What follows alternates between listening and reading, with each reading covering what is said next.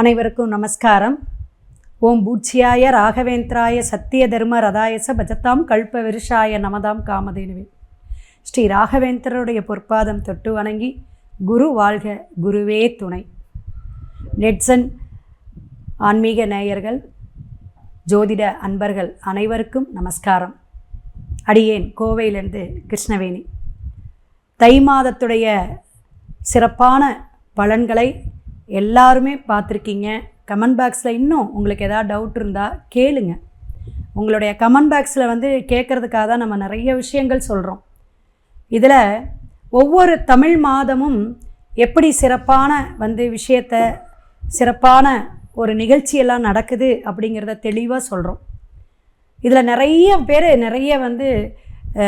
ஜோதிடம் சார்ந்து ஜாதகம் பார்க்கக்கூடியவங்க அனைவருமே நிறைய சப்போர்ட் பண்ணுறீங்க. அதுக்கெல்லாம் வாழ்த்துக்கள், நன்றிங்க. தொடர்ந்து பயணிப்போம்.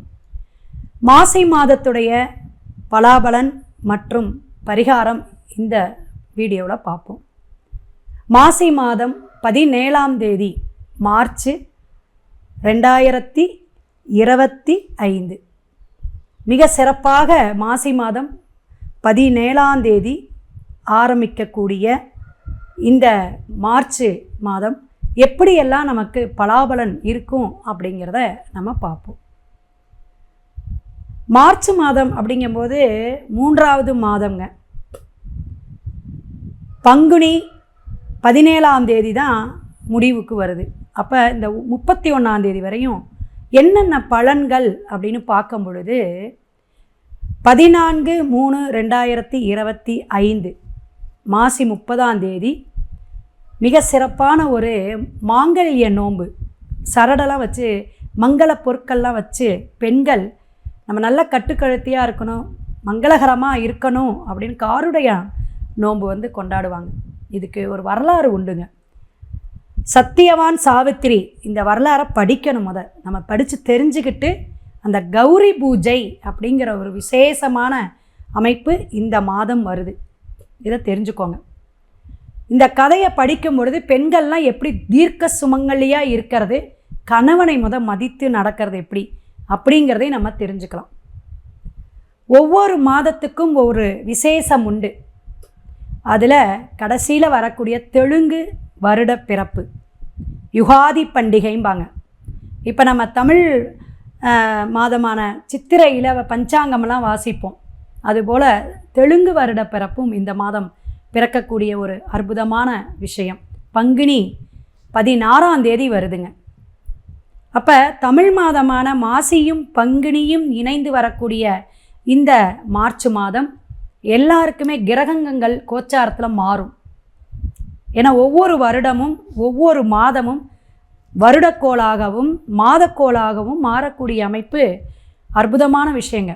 ஏன்னா ஒரு விஷயம் மாற்றத்துக்கு, நம்மளுடைய வாழ்க்கையின் தராதரத்தை உயர்த்துவதற்கு அது உதவாதா அப்படிங்கிற ஒரு அமைப்பை கொடுக்கக்கூடியது தான் இந்த ராசியுடைய அமைப்பு. அப்போ 12 ராசிக்காரர்களுக்கும் எவ்விதமான பலன்களை நமக்கு கொடுக்குறோம் அப்படிங்கிற கோச்சார ரீதியாக ஒரு பொது பலன் தான் இது. அதை நீங்கள் நல்ல கவனத்தில் எடுத்துக்கணும். எல்லாரும் இந்த கொஸ்டின் கேட்கும்போதும் கமெண்ட் பாக்ஸில் கேட்கும் பொழுதும் எனக்கு இந்த ராசிக்கு இப்படி நடக்குது, இது கரெக்டாக இல்லையாங்கிற இந்த தடுமாற்றம் இருக்கக்கூடாது. அது நம்மளுடைய ஜனன ஜாதகத்தில் கிரக அமைப்பை வச்சு தான் கேந்திர திரிகோண பாவகத்திலெல்லாம் ஒவ்வொரு கிரகங்கள் மாறும் பொழுது அது மாற்றத்தை ஏற்படுத்தும் அப்படிங்கிறதையும் தெரிஞ்சுக்கலாம்.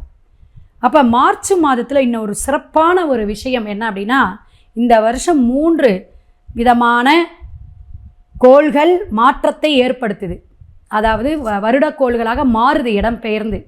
அதில் மார்ச் 29ஆம் தேதி சனி பகவான் கும்பத்திலிருந்து மீனத்துக்கு பெயரக்கூடிய ஒரு அற்புதமான விஷயம் நடக்குது. அதனையும் சேர்த்து மார்ச் மாதத்துடைய பலாபலனை இனி வரும் ஒவ்வொரு வீடியோவிலையும் மேசம் முதல் மீனம் வரை நம்ம பார்ப்போம். மீனராசி நேயர்களுக்கு மார்ச் மாதம், ஆங்கில மாதம் 2025 எப்படி இருக்கும் அப்படிங்கிறத இந்த பதிவில் பார்ப்போம். மேசம் முதல் மீனம் வரை ஒவ்வொரு ராசிக்காரர்களுக்கும் மிக சிறப்பாக பலாபலன் சொல்லிகிட்டு இருக்கோம். அதுவும் மீன ராசியில் நிறைய பேர் கமெண்ட் பாக்ஸில் சந்தேகம் கேட்டிருந்தீங்க. ஜாதகமும் நிறைய பேர் பார்த்தாங்க. ஏன்னா ராகுவுடைய பயணம் மட்டும் இருந்துச்சு. இப்போ பல கிரகங்களுடைய சேர்க்கை சேரப்போகுது, எப்படி இருக்குங்க எனக்கு பயம். ஜென்மத்திலேயே பல கிரகங்களா, முதையே கொஞ்சம் மனபீதி உண்டு, உடம்பு தொந்தரவு உண்டு, அலைச்சல் உண்டு, விரயம் உண்டு. வீடு கட்டினேன், வண்டி வாங்கினேன், கார் வாங்கினேன், இஎம்ஐ கட்டிகிட்டு இருக்கேன், இதெல்லாம் வருமானம் இருக்குமா? உடம்பு தெரியலங்க. அடிக்கடி உடம்பு உபாதை, காய்ச்சல் வருது, வயிறு சம்மந்தமான பிரச்சனை வருது, அப்படிங்கிறத கண்ணை கட்டுதுப்பா அப்படிங்கிற மாதிரி விஷயமெல்லாம் மீனத்துக்கு, மீன லக்னத்துக்கு இது பொருந்தும், மீன ராசிக்கும் பொருந்தும். நட்சத்திரம் பூரட்டாதி, உத்திரட்டாதி, அதே போல் ரேவதி நட்சத்திரம் 27வது நட்சத்திரங்கம்மாங்க. இப்படியெல்லாம் நம்ம 27 நட்சத்திரத்துக்கும் ஒவ்வொரு ராசிக்கும் மிக அற்புதமாக மாத பலன் சொல்லிகிட்டு இருக்கோம். எல்லாரும் நீங்கள் நல்லா சப்போர்ட் பண்ணிகிட்ருக்கீங்க. ஷேர் பண்ணுங்கள், கமெண்ட் பாக்ஸில் சந்தேகம்னா கேளுங்க. அப்போ இந்த கூட்டு கிரக சேர்க்கை உங்களுக்கு ஒரு மன பீதியை கொடுக்க தான் செய்யும், அலைச்சல்களை கொடுக்கும். மாமன் வழி அத்தை உறவுகள் திருமணம் நடக்குங்க. லவ் மேரேஜ் எல்லாம் நடக்கக்கூடிய காலகட்டங்கள், லவ் பண்ணாதவங்க கூட பண்ணக்கூடிய மாதமாக கூட இந்த மாதம் இருக்கும். ஏன்னா புதன் சுக்கிரன் ராகுல இந்த வேலையெல்லாம் செஞ்சு விட்டு போயிடும். மனதை குழப்பும், மன சஞ்சலத்தை கொடுக்கக்கூடிய விஷயங்கள், விரயங்கள்லேருந்து கொஞ்சம் வெளியே வரக்கூடிய காலகட்டங்கள், புதிய காரியங்கள், புதிய முயற்சி, அதிக முதலீடு வேண்டாம். மீனராசிக்கு உத்தியோகத்துக்கு போயிட்டுருக்கீங்க, ரைட், ப்ரொமோஷன் கிடைக்குமா? பொறுமையாக இருங்க. உங்கள் ஜனன ஜாதகம் பார்த்துங்க, தசாபுத்தி போட்டுங்கன்னா நல்லா இருக்கேன், ஹாப்பியாக இருக்கேன். அரசியல், அரசு சார்ந்த விஷயத்திலலாம் கவனம் தேவை. டாக்குமெண்ட்டில் கையெழுத்து போடுறது, நட்பு வட்டாரத்துலேயும் சரி, உறவுகளிடையும் கவனமாக தான் இருக்கணும் இந்த மாதம். அப்போ மார்ச் மாதம் எல்லா உறவுகளும் நட்பு வட்டுறது கவனம் தேவை. உடல் உபாதைகள், பல பிரச்சனையிலேருந்து தீரக்கூடிய அமைப்பு. இந்த உத்திரட்டாதி நட்சத்திரக்காரங்களுக்கெல்லாம் அறுவை சிகிச்சை அளவுக்கெல்லாம் போயிடுச்சு, அல்லது இருக்குது. எந்த நாள் பண்ணிக்கணும், என்ன ஓரையில் பண்ணிக்கணும் பார்த்து பண்ணிக்கிங்க. ஏன்னா ஒரு சில ராசிக்கு பிரச்சனைகள் இன்னும் தீரக்கூடிய அமைப்பு கிரகம்தான். அப்போ கோச்சார கிரகங்கள் வச்சு செஞ்சுட்டு போயிடுமா? போகும். நம்ம மனசையை மாற்றிடும். ஏன்னா தசாபுத்தி இதெல்லாம் பார்த்துக்கணும். மீனராசி நேயர்களுக்கு பிரச்சனைகளை தீரக்கூடிய அமைப்பு. சிலருக்கு நல்ல உயர்வு, அந்தஸ்து.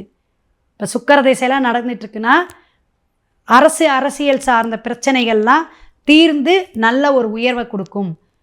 சினிமா துறையிலலாம் இருக்கவங்க சூப்பராக, வெளிநாடு வெளியூர் போகிறவங்களுக்கெல்லாம் பயம் இல்லைங்க, போயிருங்க கவனமாக. ஏதாவது விசா பாஸ்போர்ட் கிடச்சின்னா ஓடிடுங்க.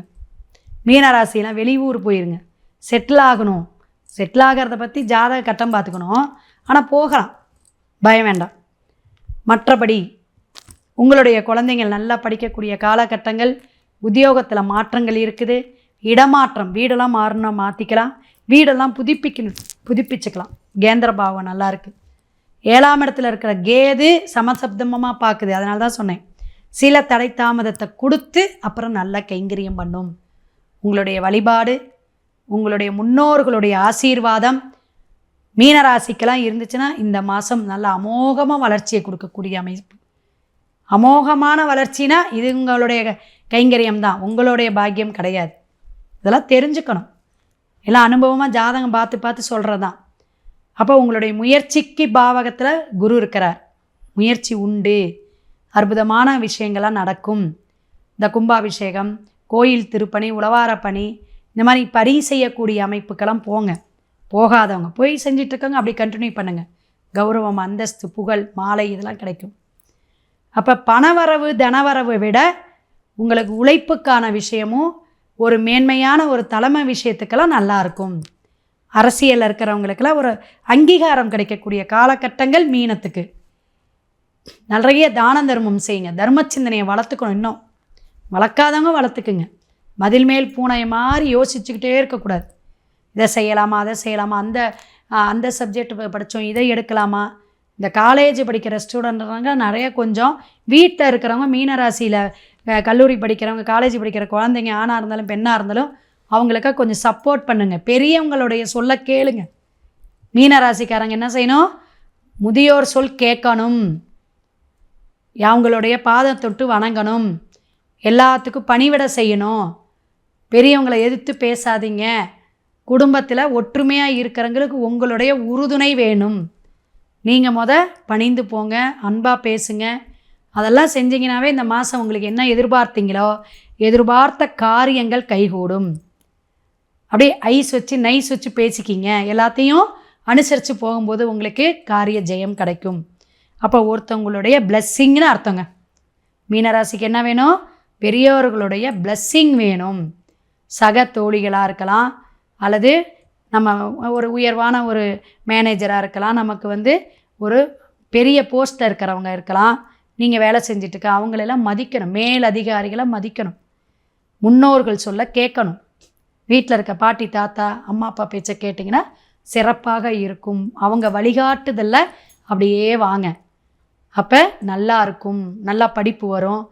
நல்லா உங்களுக்கு புத்தி வேலை செய்யும். புத்தி வேலை செய்யணுமில்ல. அப்போ நீ நல்லா இருக்கிற, நீ ஹாப்பியாக இருப்ப, நல்லா வருவ. ஆசீர்வாதம் வாங்கணும். மீனராசி நேயர்கள்லாம் தெரிஞ்சுக்கணும். தொழில் சார்ந்த புதிய முயற்சிகள் அதிக முதலீடு வேண்டாம். ஏதாவது ஒரு சப்போர்ட்டில் நீங்கள் செய்யுங்க. பேங்க் அக்கௌண்ட் ஓப்பன் பண்ணணும் மேடம், நட்சத்திரம் பார்த்துக்கோங்க, நாள் பார்த்துக்குங்க, சுப ஓரையில் போய் ஓப்பன் பண்ணுங்க. அதுவும் ஜாயிண்ட் அக்கௌண்ட்டு போட்டுக்குங்க. ஏன்னா 7.5 சனி தாக்கம் மற்றதையும் வச்சு தான் சொல்கிறோம். ஜென்ம சனி வரப்போகிறார்.